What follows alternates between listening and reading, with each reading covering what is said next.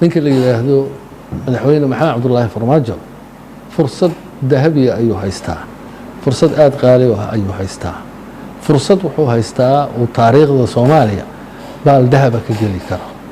anigu waxaan dhihi lahaa Soomaali dhaqan uma aha 4 sano cid madaxweyne soo noqotay inay mar labaad dooratay yuusan xataa tartamin.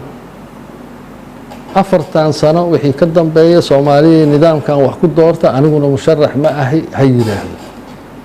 taariikhda wuxuu ku galayaa Soomaaliya madaxweynihii ugu horeeyay 4 sano markuu dhameystay wuxuu ahaa yiri doorasho labaad anigu ma buu istaagayaba.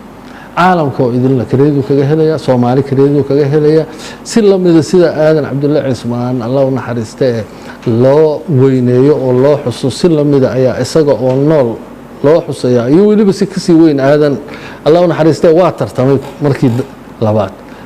isaga hadduu yiraahdo anigu ma tartamayo oo uu ragga hata la shaqeynayay dhalinyarada ah oo maxuu ahaa sida Xasan Cali Khayre oo kale يعني يراهدو ده هذا الشرح يشرح هذيك فرصتها dhinacaas ay jiraan dagaalka iyo xabada ninka loo wada sitaa oo horta waa farmaajo weey farmaajo fursadiisu marka ma badna kursiga in lagu jahwareero oo marka ma kordhina waqtiga iyo sideen waxyeelna iyo in la yiraahdaa macna weyn ma sameynayso. anigu waxaan ku talin lahaa kursiga inuu faraha ka qaado ninka dhalinyarada ah iyo cidii kale ee marka ay Soomaali dooranaysana inuu fursadaha u baneeyo.